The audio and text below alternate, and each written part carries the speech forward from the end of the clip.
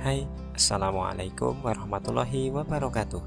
Kita berjumpa kembali pada video pembelajaran pendidikan agama Islam kelas 8. Pada video kita kali ini, kita masuk pada bab yang ke-12 dengan tema mengkonsumsi makanan dan minuman yang halal serta menjauhi yang haram.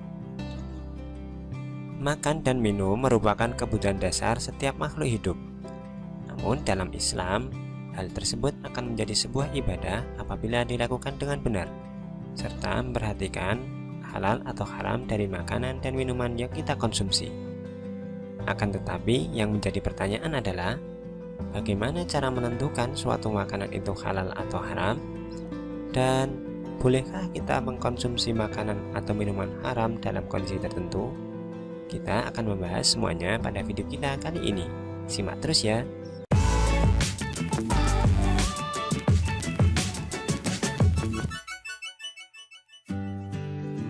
Islam merupakan agama yang sempurna. Semua urusan manusia di dunia ini selalu diatur oleh dalam Islam, bahkan sampai mengatur urusan makanan dan minuman.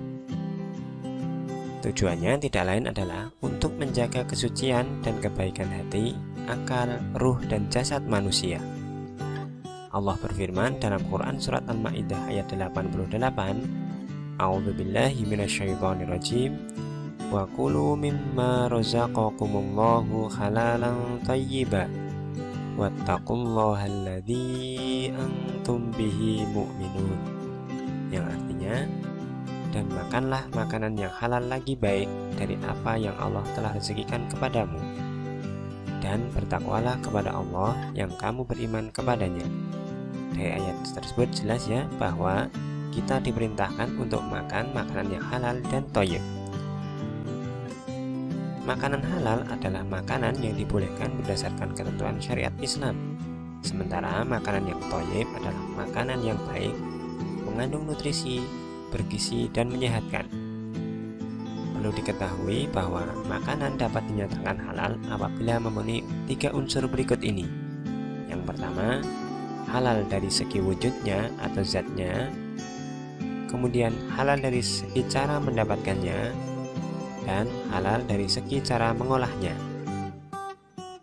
Makanan akan dinyatakan halal apabila memenuhi 3 syarat tersebut, tidak boleh hanya satu saja. Adapun jenis-jenisnya antara lain, yang pertama, makanan yang dihalalkan oleh Allah dan Rasul-Nya.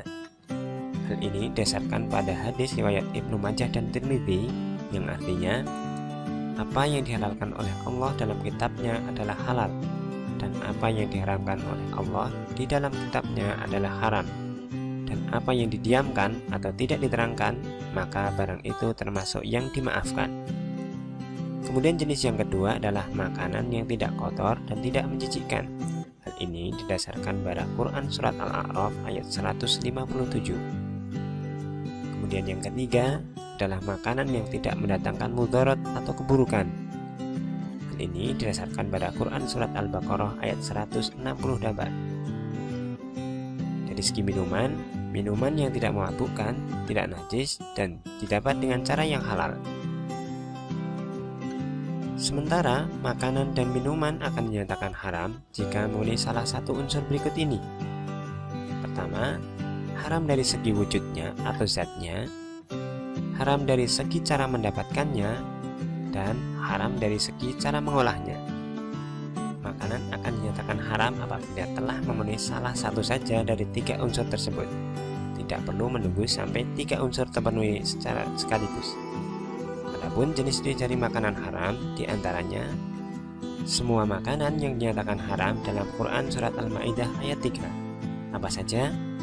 Yang pertama ada bangkai, darah, daging babi, hewan yang disembelih bukan atas nama Allah Subhanahu wa Ta'ala, yang mati karena tercekik, jatuh, ditanduk, diterkam binatang buas kecuali yang sempat disembelih, dan yang disembelih untuk berhala. Nah, itulah makanan-makanan yang dinyatakan haram oleh Allah melalui Quran Surat Al-Ma'idah ayat 3. Dari jenis yang lainnya adalah semua makanan yang mendatangkan mudarat, makanan yang kotor dan menjijikkan atau khaba'its, kemudian makanan yang didapat dengan cara yang batil, misalkan dari hasil curian, judi, merampok, menipu, dan lain sebagainya. Sementara itu dari jenis minuman yang haram terdiri dari jenis minuman yang memabukkan. Hal ini didasari pada hadis dari riwayat Abu Dawud dari Ibnu Umar. Ia berkata, Rasulullah Shallallahu Alaihi Wasallam bersabda, setiap sesuatu yang memabukkan adalah khamr, dan setiap yang memabukkan adalah haram. Kemudian yang kedua, minuman dari hal yang najis atau benda terkena najis. Misalkan saja air minum yang tercampur dengan air kencing. Yang ketiga, minuman yang didapat dengan cara yang batil, seperti tadi mencuri, hasil judi, dan lain sebagainya. Yang menjadi pertanyaan adalah, bolehkah kita mengkonsumsi makanan yang haram ketika kondisi tertentu? Misalkan kita sedang tersesat di hutan, atau juga sedang sakit, sehingga kita membutuhkan suatu obat tertentu. Misalkan saja dalam kondisi tersesat di hutan dan kita kehabisan bekal makanan, maka dalil ini dapat kita jadikan sebagai rujukan, yakni dari Quran Surat Al-Baqarah ayat 173, yang artinya, tetapi barang siapa dalam keadaan terpaksa, sedang dia tidak menginginkannya dan tidak pula melampaui batas, maka tidak ada dosa baginya. Yang perlu diperhatikan adalah ketika kita dibolehkan memakan makanan yang haram, itu kondisinya sangat terpaksa dan tidak boleh melampaui batas. Kemudian jika kita sedang sakit dan butuh obat tertentu, dalam kitab Sahih di mana Rasulullah Shallallahu Alaihi Wasallam ditanya mengenai khamar yang digunakan sebagai obat, beliau pun bersabda, khamar hanyalah penyakit, ia bukanlah obat. Ibnu Mas'ud berkata, Allah tidak mungkin menjadikan kesembuhan bagi kalian dari suatu yang haram. Dari hal tersebut jelas bahwa kita ketika membutuhkan suatu obat, kita harus memperhatikan yang namanya kehalalan suatu obat. Kita dapat memperhatikan label halal yang tertera dalam kemasan obat. Hal ini didasarkan pada nasihat yang mana jadikan antara dirimu dengan neraka seorang alim atau ulama.